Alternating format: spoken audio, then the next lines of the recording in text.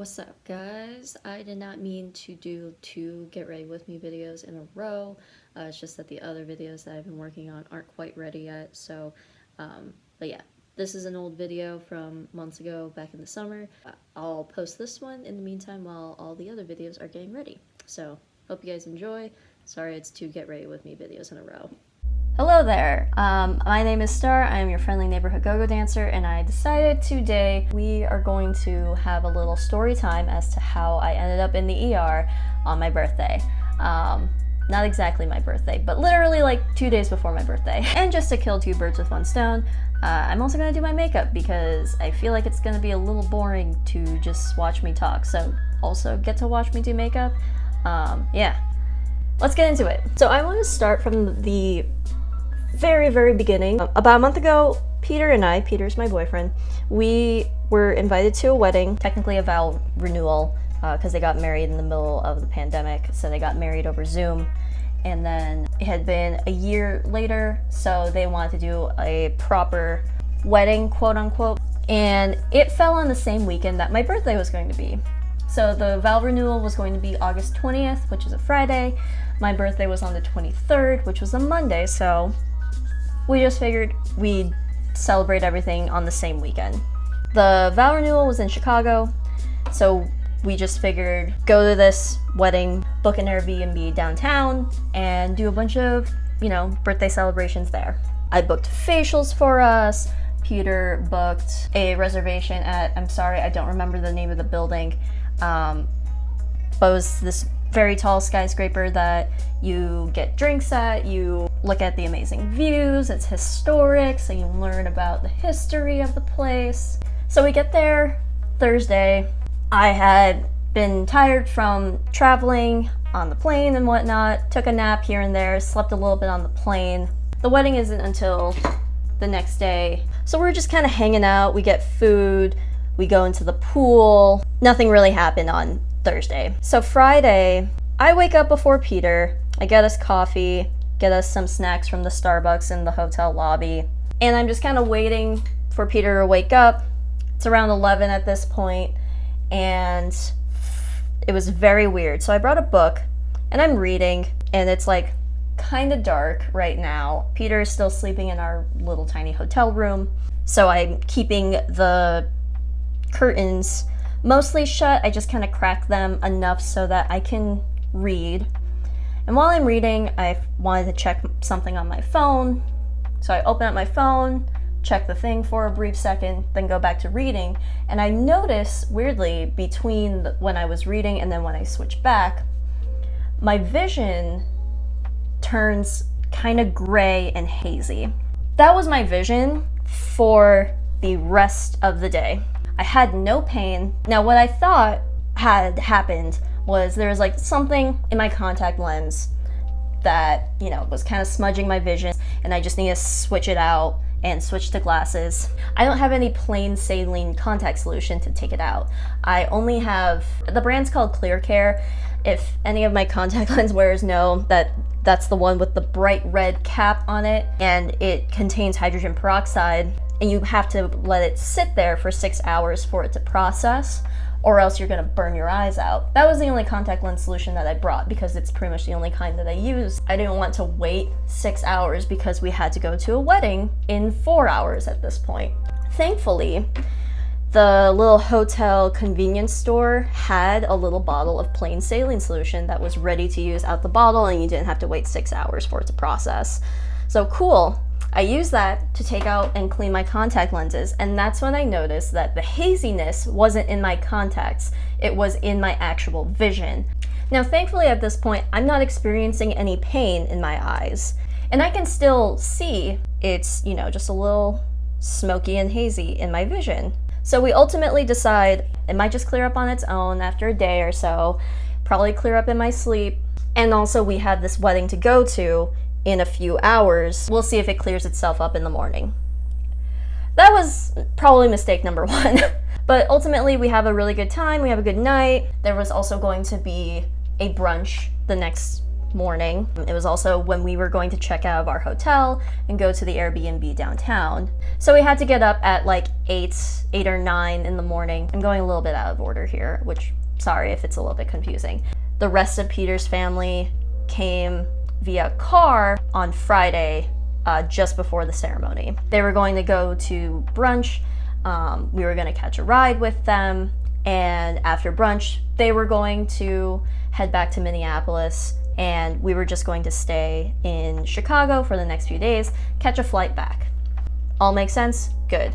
You know when you wake up in the morning and your eyes are kind of, having a tough time opening, they're a little bit uncomfortable, but you kind of blink a little bit, and that uncomfortable, whatever's like stuck in there kind of blinks itself away and figures itself out. That happens to me, but it's not going away after those first few blinks. My eyes still feel kind of uncomfortable every time I open them, which is concerning considering my eye haziness from the day before. I can't even open my eyes long enough to figure out if the haziness is still there or not. Peter is concerned. He calls his dad. His dad is a retired physician. Well, he asks his dad, what should we do? He says, this is concerning. If she can't open her eyes, you should go to urgent care or some sort of quick minute clinic at the very least. So very quickly we pack up all of our stuff. Peter actually packs up all of our stuff. I can really only get dressed and brush my teeth because I can't really see at this point. We meet his dad in the lobby, and he takes us to a CVS because they have a little minute clinic. However, we learn that it's not so much a walk-in clinic. They still have to schedule, and they were booked. So we decide to end up driving to the nearest urgent care. We check into this urgent care. So the first thing that they do at urgent care to kind of see what's going on is they have me do a visual acuity test. I'm sorry if I'm getting that wrong, but it's just you see the eye chart, the E is at the top. You just try and read as low as you can. An eye test that, like, everybody knows that chart. Now, the difficult thing for me is that I can't open my eyes for very long without experiencing uncomfortableness. So we start with my left eye. I have it open for about 5 seconds before I feel like really bad stinging burning. So we try my right eye, and I have it open for like a second or two. It's too uncomfortable, it's too painful. And after having my eye open for as long as I did, the left eye, which is the one that was open for longer, starts feeling some shooting needle-like pains. I start crying to try and maybe flush something out. I don't know if there's something in there. I haven't been able to keep my eye open for long enough for anybody to see if there's something in there. I would have a shooting pain for like 30 seconds, and it would go away for about 5 minutes. Then it would come back, shooting pain for 30 seconds, it would go away. The urgent care people can't really do anything further at this point. They don't have the supplies to really take a look into my eye. So they recommend that we go to the emergency room, but in the meantime, they put some numbing eye drops into my eyes just to kind of take the edge off of the shooting pain. It still feels kind of uncomfortable and like there is something stuck inside of my eye, but at least I'm not getting the shooting pains anymore. So between driving to urgent care and going to the ER, Peter's dad still was planning on taking his wife and Peter's brother over to the brunch activities, so that's what he did while we were in urgent care kind of figuring things out. So he had just dropped them off at brunch at this point, I believe, and was leaving those plans to come and take me and Peter to the ER. And at this point, I can still feel some of the pain, and every 5 minutes or so, I clench up because it's really painful for me. Right as we're walking through the door, I get another shooting pain, and I start clenching up and moving towards the ground, and the person there, I can't see anything at this point, but the person there offers me a wheelchair, and they check me in. This is an ER in Chicago, so there's a lot of people also trying to get help.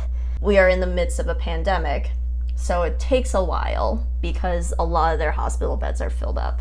It takes 20 minutes for a nurse to just come get basic information on me, just asking what is wrong. The main purpose of this is to get an idea of how severe is my condition. I'm not going to die, but I am in extreme pain. So because I'm not going to die, I am considered low priority, which means I have an hour and a half wait time. This part of the journey really sucked because I can't see. My pain level is at a 4, except for every 5 minutes I get an 8 or 9, clenching Peter's hand or a chair or something, basically scream crying because I feel like there's needles being shot into my eyes.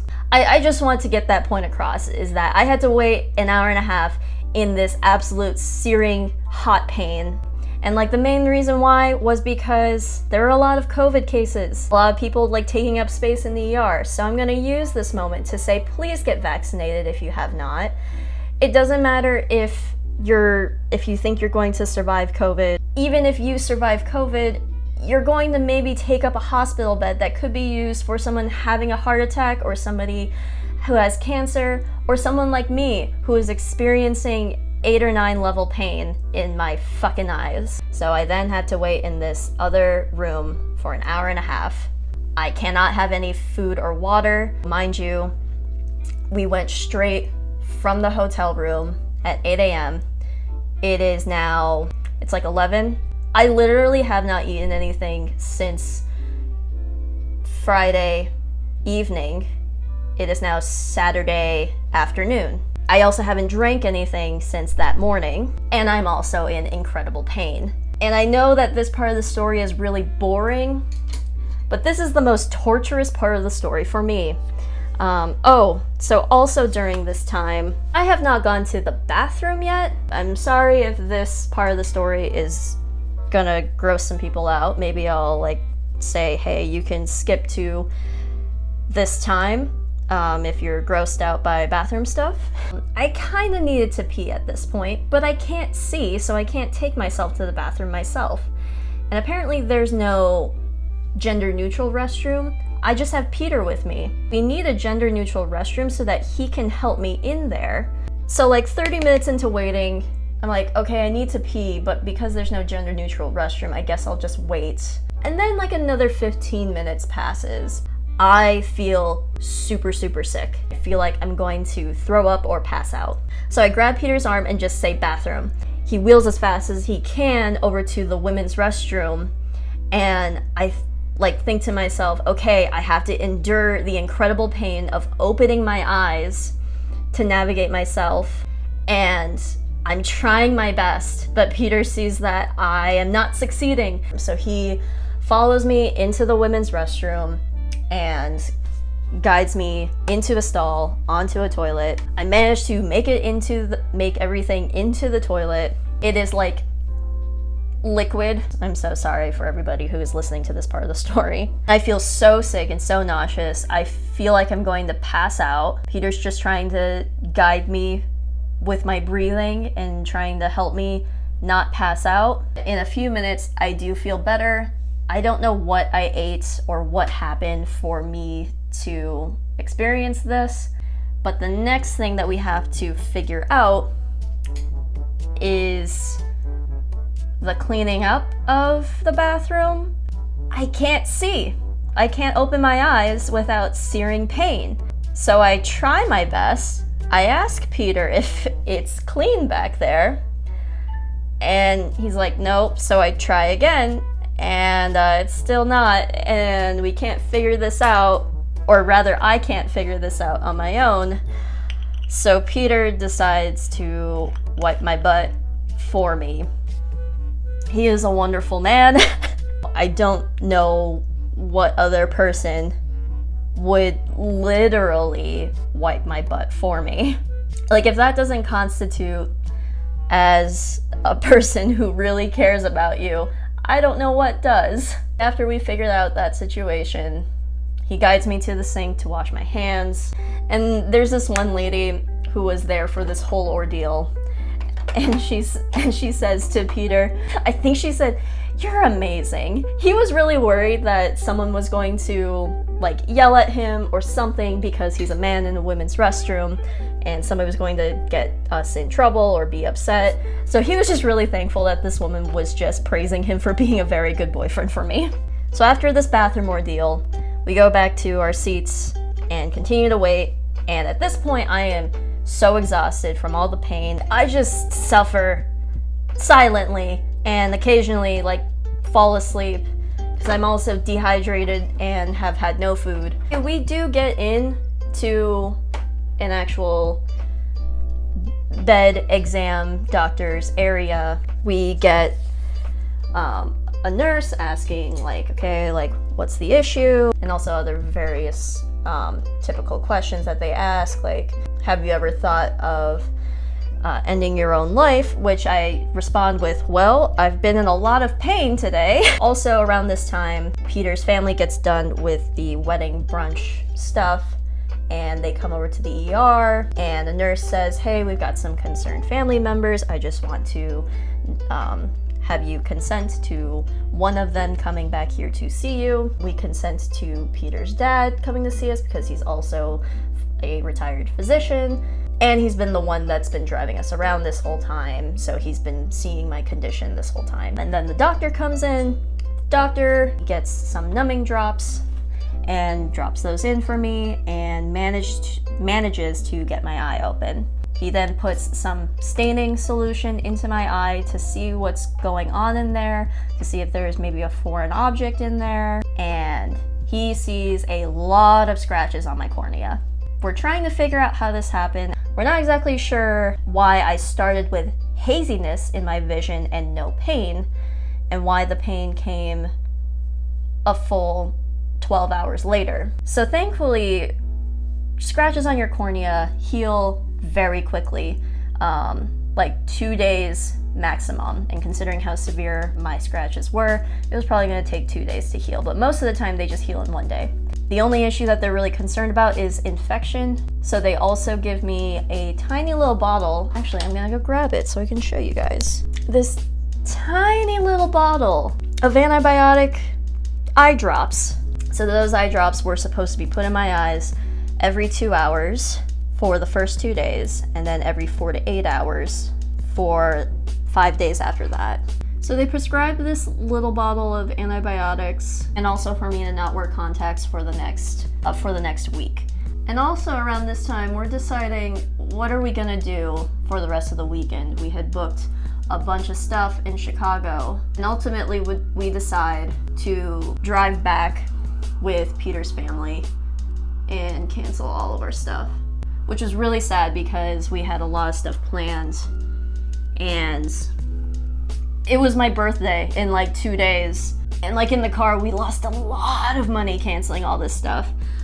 The like money for the facials, the money for the Airbnb, the plane ticket. Well, the plane ticket can be booked a different day, but still. So on this 6-hour drive home, every 2 hours, Peter guides me into a bathroom and then pries open my eyes to put in a couple of eye drops. When they numbed my eyes, I can open my eyes. However, I had been clenching them shut for the past several hours, so trying to open them feels like there is a 5-pound dumbbell attached to each of them. The numbing solution was supposed to work probably for the rest of the day, and also while it's working, my eyes are healing, so theoretically there's less and less pain over time. But I'm still at like a level 4 or 5 constant pain in my eyes. So I'm just keeping my eyes shut this whole time, and also it's just incredibly difficult to open my eyes. So 6 hours later, we finally make it back. Peter guides me to the bed, he puts in the last little bit of eye drops, and I pass out. The next morning, it's still hard for me to open my eyes. Peter still puts eye drops into my eyes, but I am trying my hardest to open my eyes as much as possible. It's still a little uncomfortable, but definitely doable. I can keep my eyes open for like 30 seconds at a time now. That's about as long as the average person keeps their eyes open. No, they blink like people blink like every 10 seconds or so. I can like keep my eyes open and like not like consistently shut for like 30 seconds, and then I close them again. And like over the course of the day, I'm slowly getting better at keeping my eyes open. We decided to go for like a very short walk. Because I had basically been blind for 24 hours, I was not used to like visual feedback. It was very overwhelming to like see and walk at the same time. My brain felt drunk essentially because there was just so much happening and like my brain couldn't process it quickly enough. Towards the end of the day, my eyes, like, I don't feel drunk while I'm walking anymore. Like, I'm starting to get used to the visual stimulus. At this point, things are still kind of blurry when they're close up. The next day, Monday, my vision feels like it's pretty much back to normal. I'm having zero pain. I managed to schedule a follow-up eye appointment with an ophthalmologist just to check that everything's healing all right. I didn't do any permanent damage. So I go to my ophthalmology appointment and I get a lot of answers as to how this all happened. Unfortunately, I cannot remember all of them. But he did perfectly explain like why I had the haziness in my vision before I had any pain. Whenever I scratched my cornea, the contact lens actually acted as a band-aid, preventing my eye from further scratching by moving on the inside of my eyelid. And that also makes sense why when I went to sleep, my eyes were just basically rubbing around on the inside of my eyelid, and that's what did most of the damage, and that's why I woke up to so much pain. Because I had taken a nap in my contacts while traveling, I had vastly shortened the wear time of my contact lenses. But ultimately, my eyes were healing just fine. I just needed to finish out the next 5 days of antibiotics for my eyes. And there is an actual happy ending to this story. While my eyes were closed for a lot of this whole experience, Peter actually took my phone and messaged a bunch of my friends and scheduled a dinner reservation for Monday night, which was really nice because Monday was my birthday. And we had to cancel a lot of our birthday plans, which I had no idea that he did. He just told me that, hey, I made dinner reservations at a nice place since we can't really do anything for your birthday. So we go to them and I see a couple of friends at a table, and my first thought was like, oh, was this like part of a group chat that I wasn't aware of? But then I see like other friends that are like in different friend groups. So I was like, oh, I guess this is not just like a group chat thing. But yeah, so he invited a bunch of my friends out to dinner at this nice restaurant, and we had a good time, and I was very happily surprised. So that's like the little happy ending to this whole ordeal. Yesterday was my last day of antibiotics. So that is the story of why I was in the ER on my birthday. It really sucked. I do not recommend it to anybody. Don't sleep in your contacts. Get your COVID vaccine so that you're not taking up space in the ER for idiots like me.